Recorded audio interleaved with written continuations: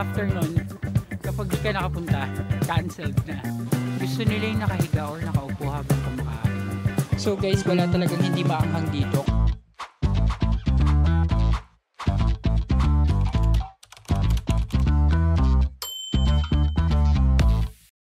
Hi amazing people and welcome back to my YouTube channel. So, as stated sa previous vlog ko, pagpapatuloy natin ang ating adventure dito sa Everland, Seoul, South Korea.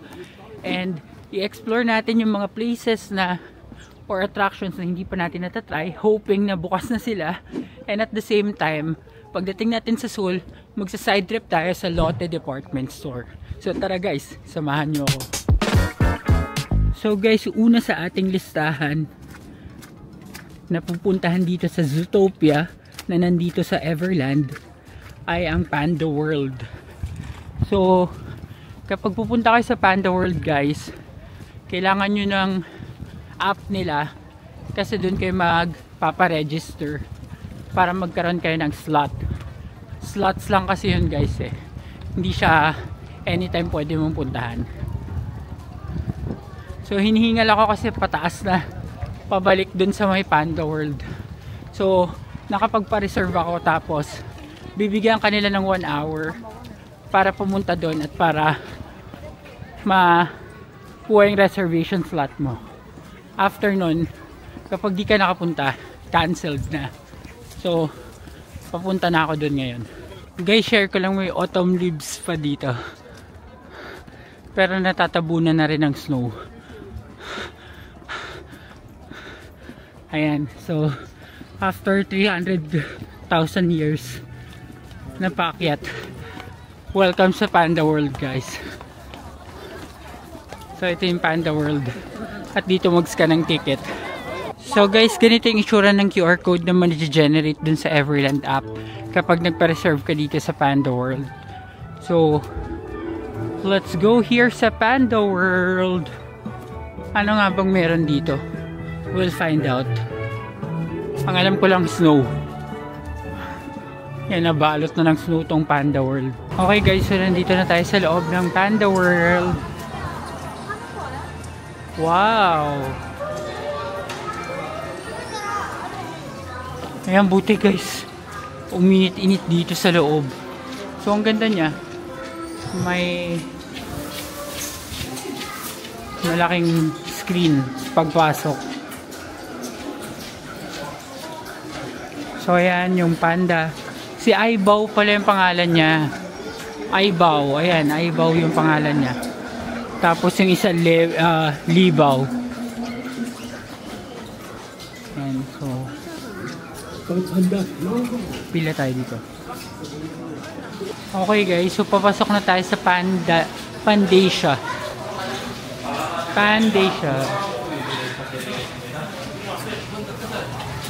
Ito na ang mga panda.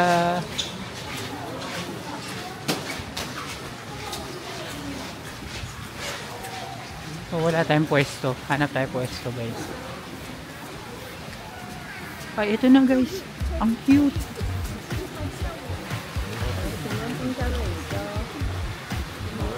Ayan siya. Nakahilata. Kumakain oh.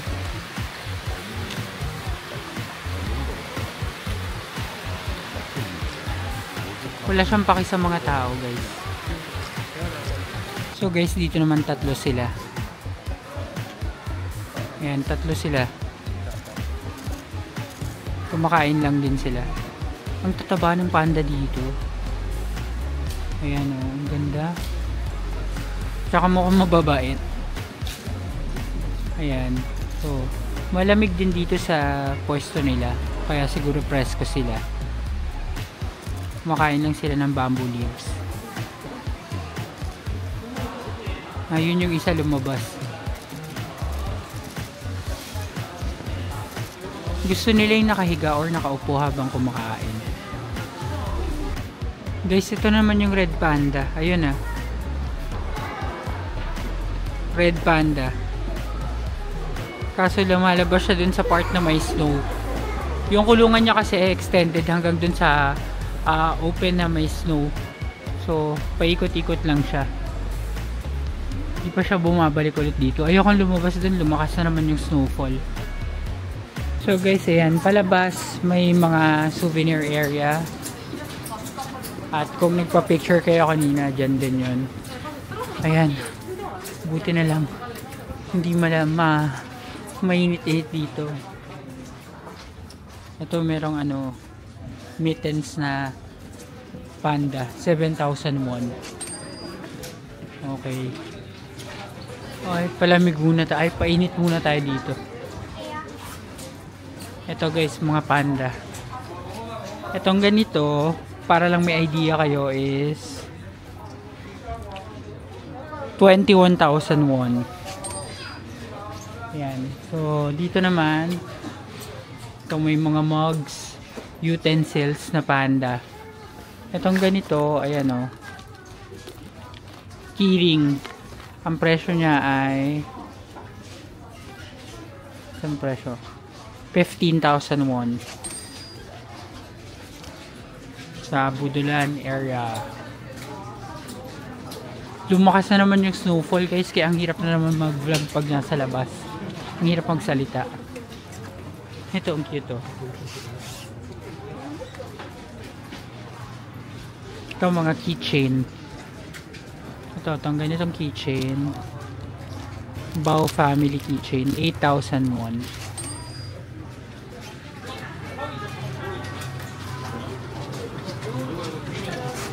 Ito na yung labasan guys, kaso papainit muna ako dito.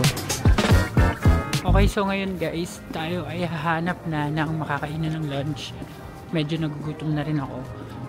Baka balikan ko rin yung payong ko dun sa Nice to See You na convenience store sa labas.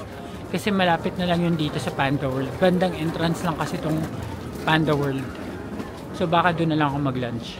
Guys, meron pala ditong Oriental Restaurant. Check lang natin yung menu nila. Baka kayani naman. So tignan natin kung makakakain tayo dito. So guys, ito yung menu nila. Pork broth ramen, 13,800 won. Short or small order.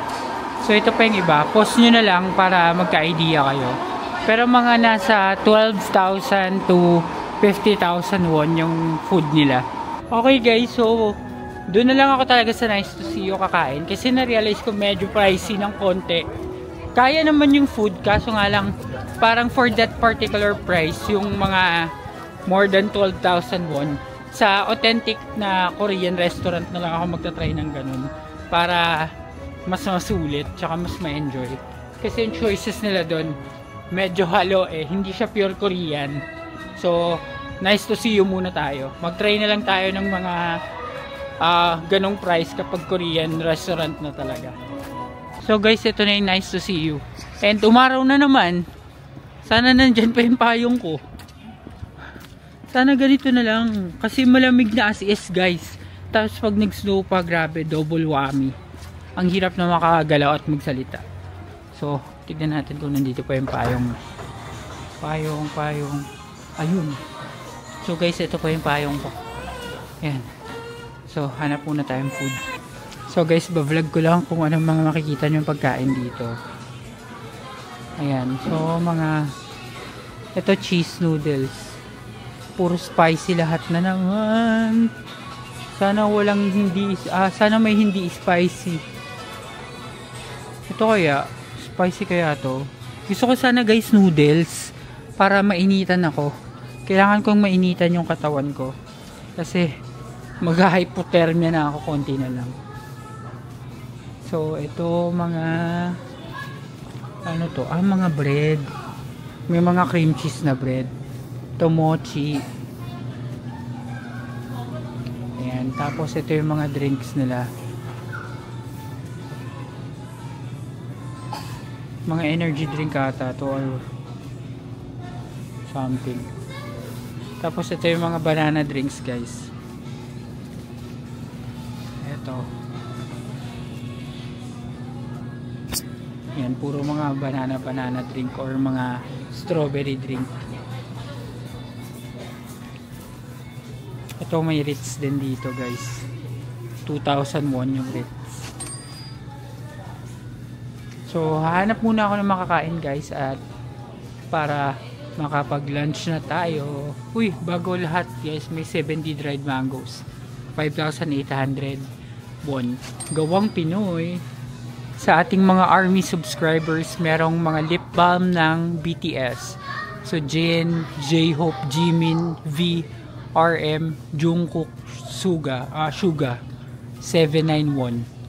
Yan. Sorry po, hindi po kasi ako ARMY, pero try naman natin. Tatry lang. Ayan. So, ayan yung mga pang BTS na lip balm. So guys, ito yung binili ko. Bumili ako ng sausage. Tapos nitong noodles. Pepsi lime. Tapos itong snack na to. So, sana hindi naman tumaanghang. Kain tayo guys. So guys, wala talagang hindi maanghang dito. Kahit itong noodles na binili ko guys, maanghang pa rin. And yun, nakakadagdag lang siyang init sa katawan na kailangan naman natin dahil nga nag-i-snow-snow dito sa labas. So, yung sausage naman, the best. Okay pa rin siya. Masarap. 10 out of 10. Itong noodles lang talaga medyo maanghang. Pero, tasting ko na lang makain. Alright guys, so we're back na here sa Everland. And maggagawa lang tayo ng mga last minute ikot kung meron pa mga bukas or what. And then maya babalik na tayo dun sa Nice to See You dahil dun din yung pick up point ng aming bus pabalik ng Seoul. So yan guys, nawalis na nila yung snow. So ang ginagawa pala nila parang ganyan, tinitipon nila sa isang lugar lang para mas makalakad ng maayos yung mga tao. Yan. So kanina bumuhusan naman ng malakas yung snow. Buti na lang nasa loob tayo nung Nice to See You. So tignan natin kung may nagbukas pa na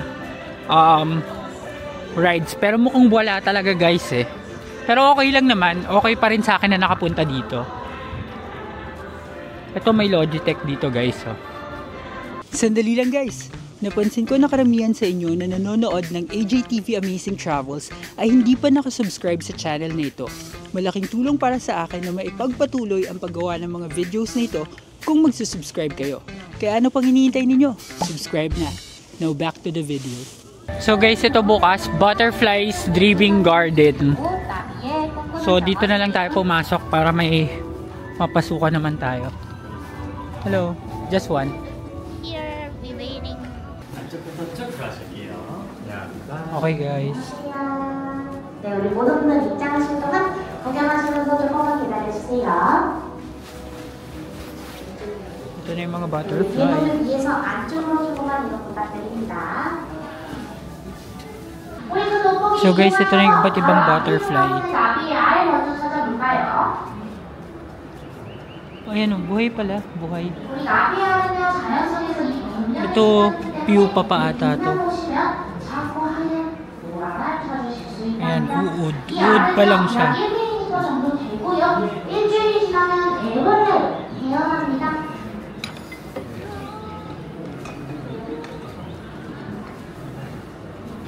Hindi ko makita.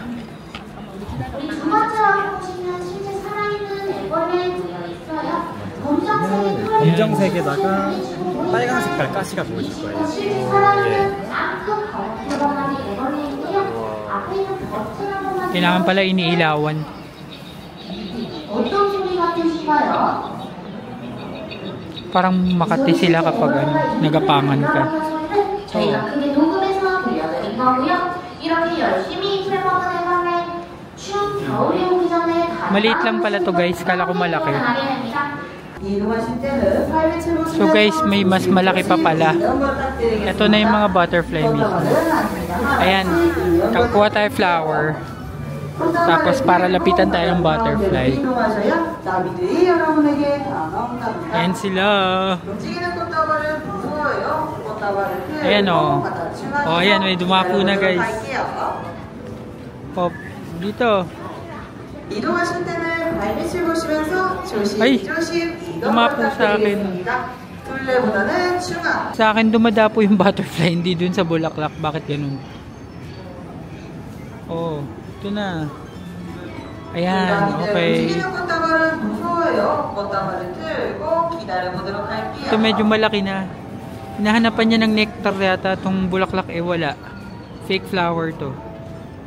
Ayan guys, oh. Up close. Yan, ayaw na niya. Ay, hindi. Ayan pa rin siya. Hindi siya umaalis, oh. Subscribe daw kayo, guys, sabi ng butterfly. Meron na naman dumapo sa akin. Yan, oh. Guys, ayan, nakadapo sa damit ko. Uy, walang nectar dyan, boy. Okay guys, so tapos na tayo dito sa Butterfly Garden. Maganda rin siya, nakakaaliw. At ang daming butterflies. So mga 7 out of 10 siya for me. And palakad na sana ako ulit, kaso nga lang lumakas na naman tong snowfall. Guys, ayan, ang hirap na naman yan. Lalo dun, oh. Grabe ang lakas ng snowfall, guys. Kaya ang hirap na naman lumabas-labas at maglakad-lakad. Sana humina na siya agad.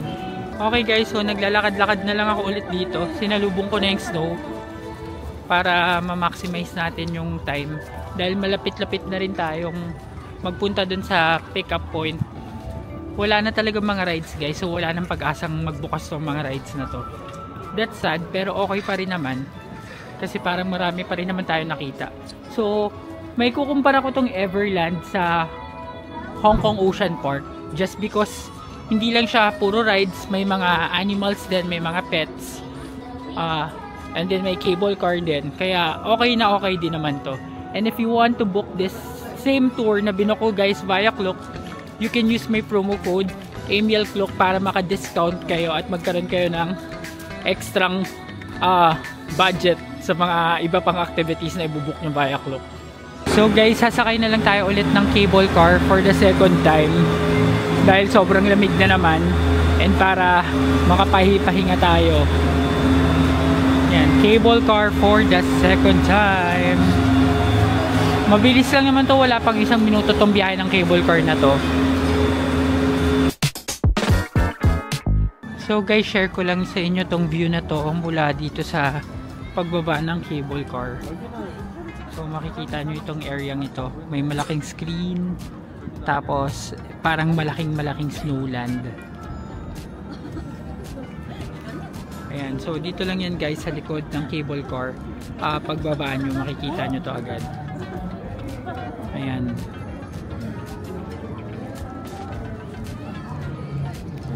Ang hirap lang talaga gumalaw kasi nga dahil sa snow. Pero okay din naman na first time natin maka-experience ng snow tapos sa Everland pa. So meron ditong olive chicken guys, parang naririnig ko na tong olive chicken na to eh. Ayan, olive chicken. Tapos ito na ulit yung carousel. Napuntahan na natin tong part na to kanina nung nag-cable car tayo nung umaga. Binalikan ko lang para masulit ko naman yung stay ko dito dahil wala ako masyadong rides sa nasakyan. At wala pa rin mga rides na outdoor. Yung mga extreme rides sarado pa rin talaga. So guys, itong bumper car bukas. Just one. Thank you. And so dito na lang tayo. Mahaba lang ng pila. So guys, di na pala ako magba-bumper car. Nagbago yung isip ko kasi ang haba ng pila. Masasayang yung oras. Okay na yun. Sakay na tayo lang ulit ng cable car, pabalik na dun sa pinagsimulan natin, tapos babalik na tayo dun sa pick up point kasi malapit na yung time natin para hindi tayo malito. Okay, so solo natin guys ang cable car pabalik sa mainland sa main area nila at wala, okay pa rin sa akin tong Everland, no regrets kahit di ako nakasakay dun sa mga rides na ine-expect kong masakyan. Okay na okay pa rin kasi nga ang ganda pa rin niya, yung ma-appreciate mo pa rin yung beauty niya kahit naglalakad-lakad ka lang, at malaking factor din dun yung snow at saka yung winter season. So kung di ka naman masyadong ma-ride ganyan, tapos mas gusto mo yung nature lang, mga appreciation lang ng mga animals ganyan, so maganda rin na, or re-recommend ko rin na pumunta dito. Pero kung talagang ang pupuntahan mo rin dito is yung rides lang, wala kang masasakyan talaga na extreme rides. Pero para sa akin, okay lang yun. No regret sa pagpunta natin dito sa Everland.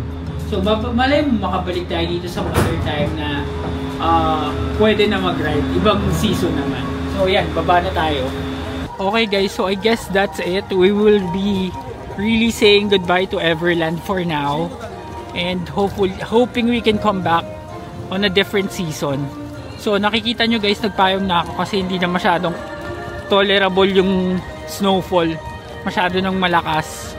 So ngayon papalabas na ako ng Everland at babalik na tayo sa bus para sa pagbabalik natin sa Seoul. Okay, so nasa bus na kami ngayon guys at ang baba nito ay diretso na sa Myeongdong Department Store. So malapit na lang yun sa atin. So may binigay sa amin yung aming tour guide na 10,000 gift certificate for Myeongdong Department Store. Walang minimum spend, kailangan lang more than 10,000 yung bibilihin mo, hindi pwedeng yung saktong voucher lang. So, titingin tayo doon ngayon kung meron tayong pwedeng mabili. Baka mittens or hand cream. Alright guys, so we're back in Seoul at nandito na tayo ngayon binaba sa Lotte Department Store. And as I've said sa kanina guys, meron tayong 10,000 won na voucher dito sa Lotte Department Store na pwede natin magamit at titignan natin kung ano mabibili natin dito. Let's go!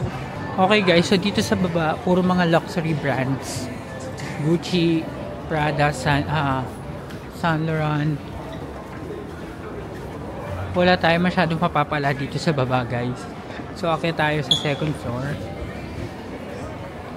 Sabi 9th at 10th floor daw magagamit eh. So baka doon na tayo dumiretso. Okay guys, so galing na ako sa 10th at 11th floor nitong Lotte Department Store and puro luxury items talaga yung tinda. So mga duty free kasi pala yun. So hindi ako nakabili ng kahit ano. And pababa na ako ulit. Hanap na lang tayo ng ibang mapupuntahan or mabibilihan ng food. So yung voucher na 10k na nakuha ko kanina doon sa tour guide ko, parang baka hindi ko na rin magamit. Kasi nga, pag duty free, syempre medyo mahal tsaka mga high tiered yung tinda nila. So mahirap makabili dun. Lalo na kapag tipid travel lang yung ginagawa ninyo. So, yan, palabas na ako ng elevator ngayon at papunta na tayo sa ibang lugar. Okay guys, so naglalakad na ako ngayon sa labas or dito sa tapat ng Lotte Department Store. And nag-Naver Maps na ako papunta dun sa aking hotel. So, Myeongdong area lang din naman to. So, tignan natin kung may madadaanan pa tayong pwede nating mapuntahan. At pwede kong ma-vlog sa inyo para may idea din kayo. So, ito yung dinadaanan ko guys. Pakita ko lang. Yan. So, sa kabila yung pinaka Myeongdong Food Street. Tapos, ito may malaking Apple Store sa left side ko. Grabe, laki ng Apple Store. Ito nga sa right side guys, ito yung Lotte. Yung mahabang building na yan. Tapos kung makikita nyo may mga stalls din na may mga street food. Yun yung tinikman natin, yung parang pancake. Pine nut cake ba yun? Yung tawag. So diretso lang tayo dito. And dito tayo binaba mismo kanina guys. Diyan sa dito sa may bus na to, dyan mismo sa bus stop na yan, tapat na tapat lang nitong Lotte Department Store. Buti guys na wala na yung snow kasi kanina pagbaba natin masyadong malakas na naman yung snow, kaya ang hirap na naman. Buti sa tapat lang ng department store, so nakapasok tayo agad. Grabe ang winter pala dito. So, yan guys, diretso lang tayo hanggang sa may makita tayong pwedeng mapuntahan. Okay guys, so nandito tayo sa Myeongdong Underground Shopping Center. So, bumaba lang ako ng subway, tapos, eto na yun. Syempre, underground nga eh. So, naghahanap lang ako ng tempered glass. Kasi kanina, bumagsak sa snow yung phone ko, yung tripod ko. Biglang umisnow ng malakas, kaya hindi ko na siya nahabol. So nabasag yung tempered glass. So papa-tempered na naman tayo, ibang bansa na naman. Ayan, malaki pala to guys oh. Myeongdong Underground Shopping Center. Ayan, may mga tinda silang mga leather. Tapos may mga clothes. Eto, ayan, may mga clothes.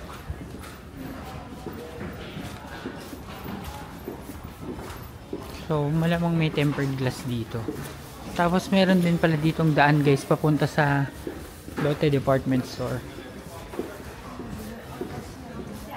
Ito may mga puffer jacket.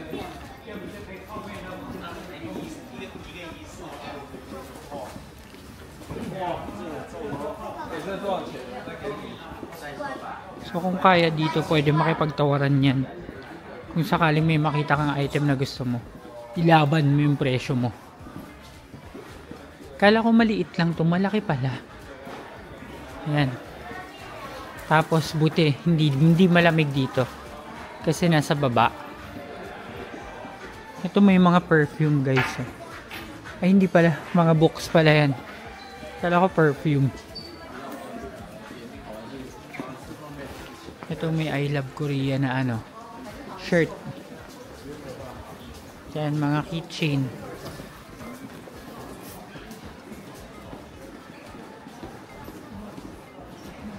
Ito guys, keychain, 6,000 won. Animan. May mga souvenir.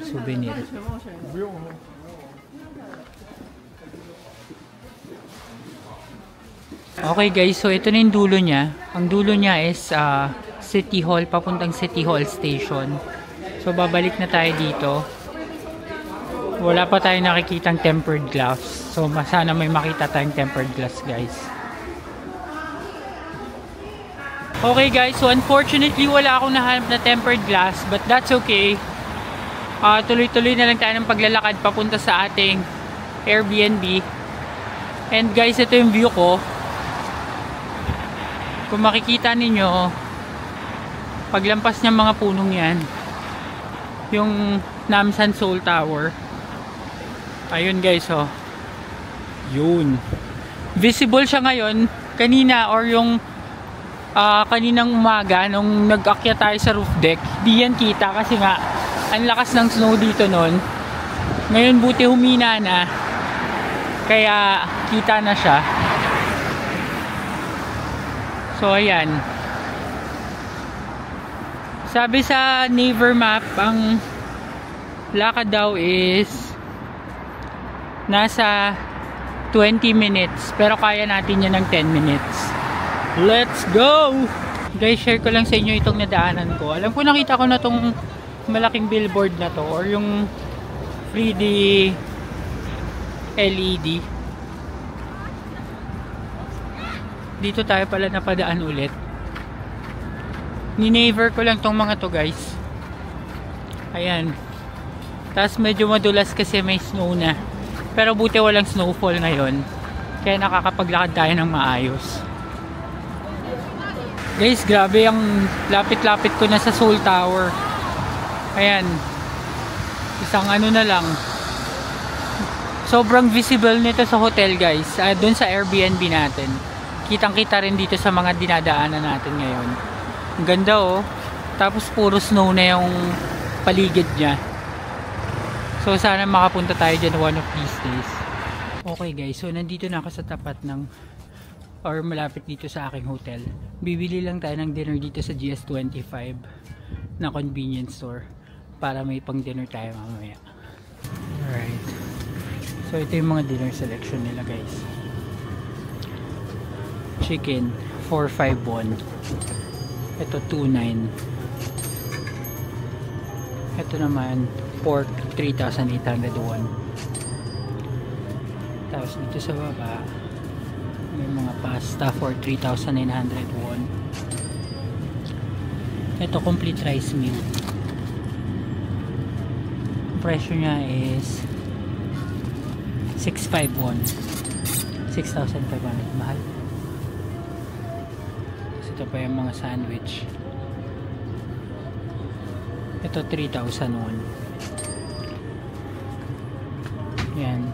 So may mga milk din dito. So, hanap muna ako ng mga bibili guys para meron tayong pang dinner. Okay guys, so nakabili na ako ng pang dinner ko. And reminder lang, kung di ko pa nasabi sa mga ibang episodes nitong ating series, magdala kayo lagi ng eco bag sa bag nyo para kung mamimili kayo, hindi nyo na kailangan bumili ng extra for the eco bag or plastic bag kasi nagcha-charge sila ng extra. So, at dahil dyan guys, nandito na ako sa tapat ng Space Guest House at i-end ko na ang vlog na ito. Maraming salamat sa lahat ng nanood ng ating first snowfall experience dito sa South Korea. At kung nagustuhan nyo yung video ito, give me a like, comment, share, and subscribe to my channel, and do not forget to hit the notification bell para updated kayo sa aking future vlogs. Abangan ang iba pa nating episodes dito sa ating South Korea series. Yun lang guys, maraming salamat. Bye!